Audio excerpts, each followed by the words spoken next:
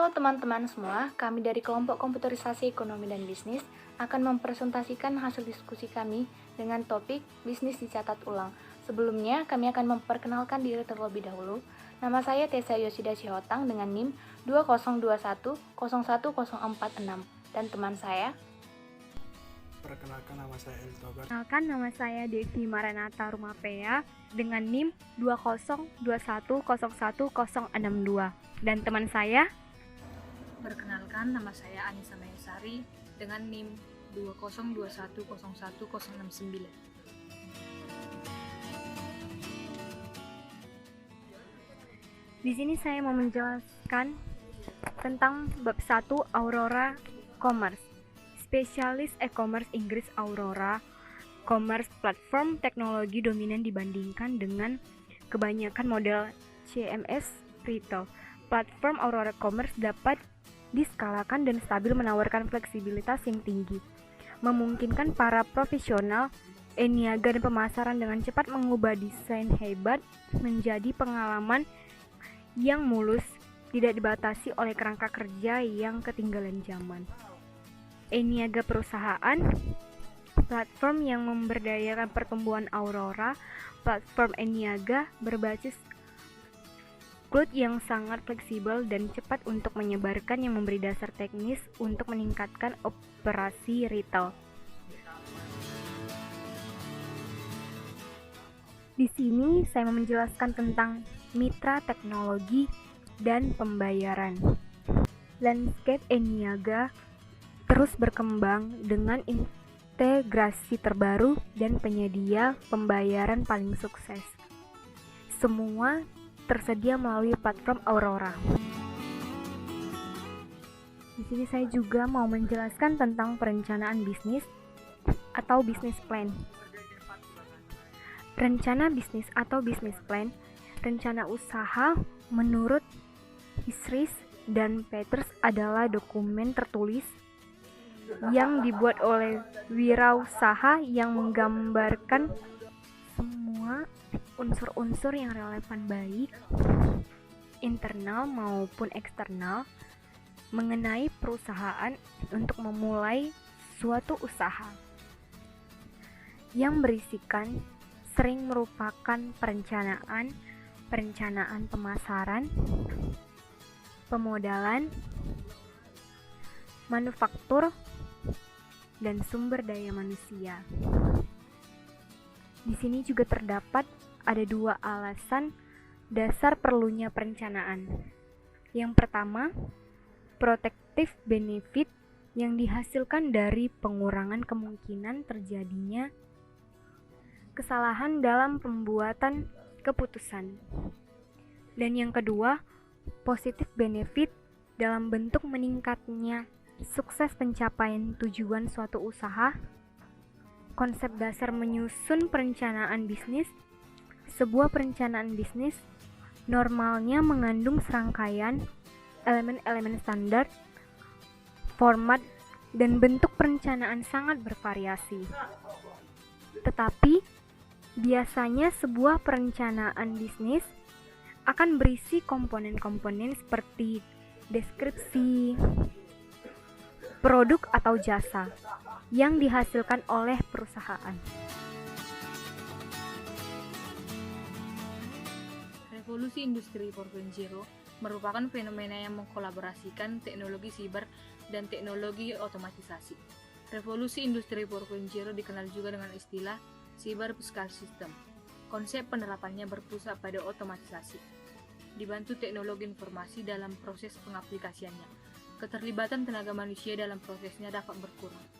Dengan demikian, efektivitas dan efisiensi pada suatu lingkungan kerja dengan sendirinya bertambah.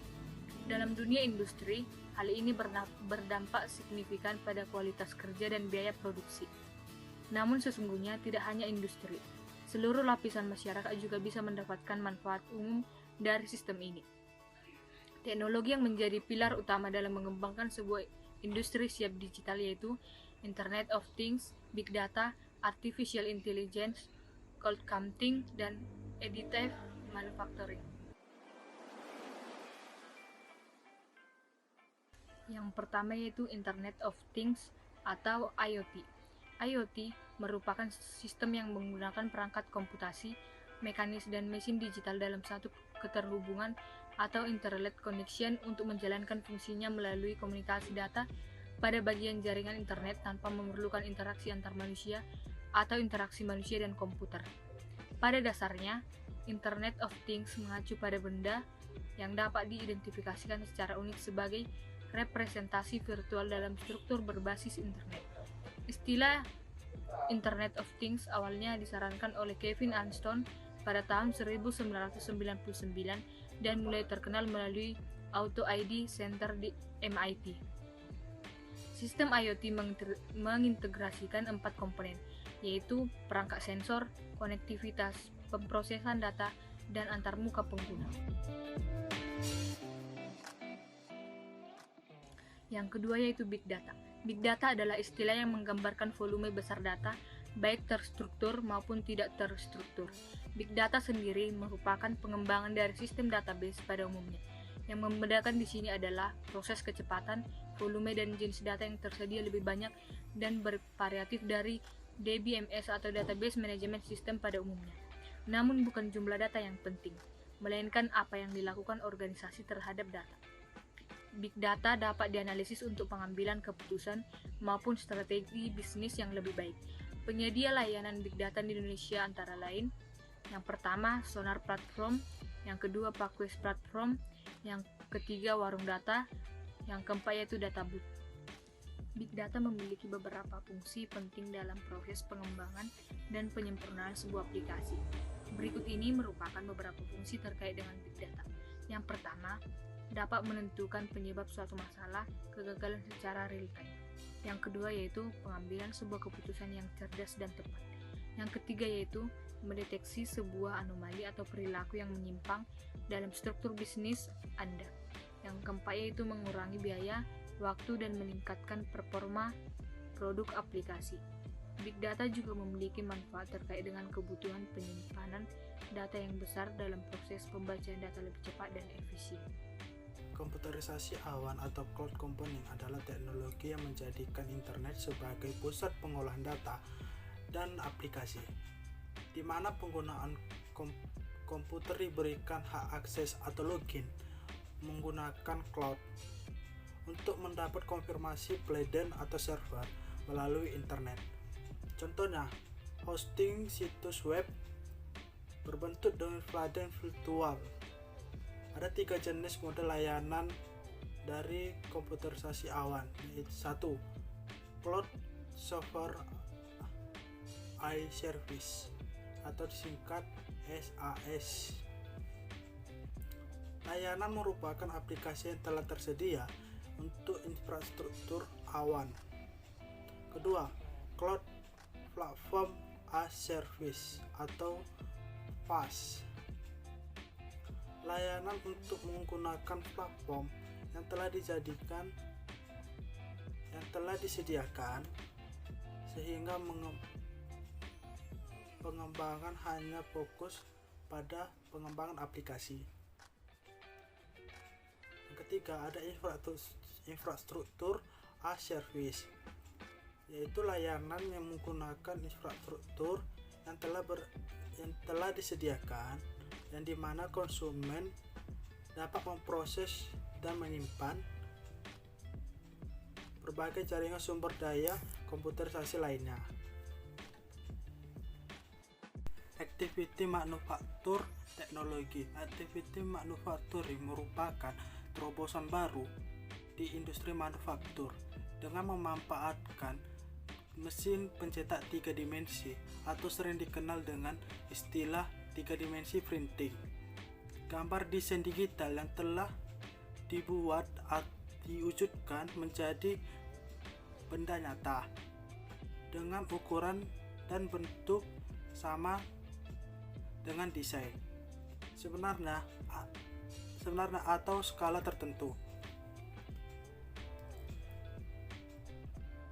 Teknologi activity manufacturing mampu memproduksi lebih banyak desain dan produksi barang yang tidak bisa dibuat dengan teknologi manufaktur tradisional.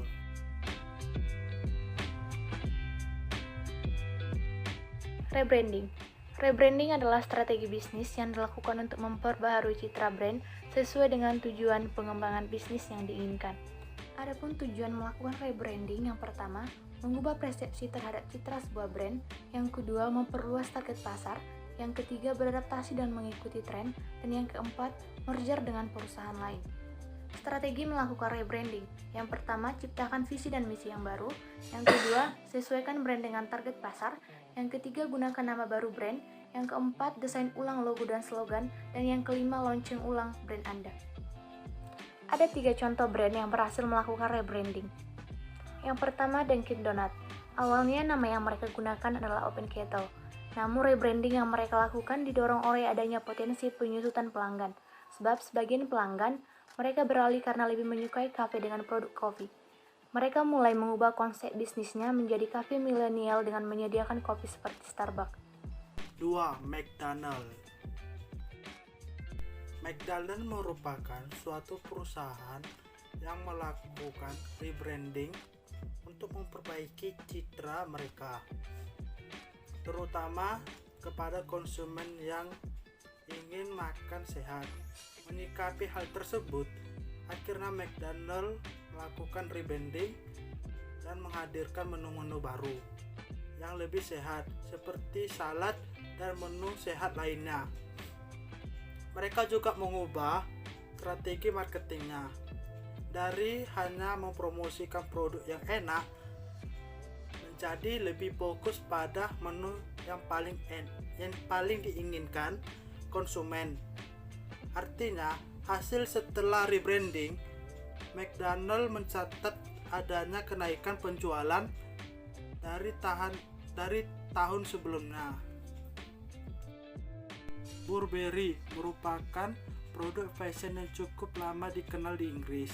Lantaran usia bisnis yang melampaui 150 tahun, tak heran citra Burberry dianggap brand kuno. Hal ini memperburuk dengan citra Burberry sebagai pasar preman di tahun 2011. Burberry akhirnya melakukan rebranding sebagai brand jadul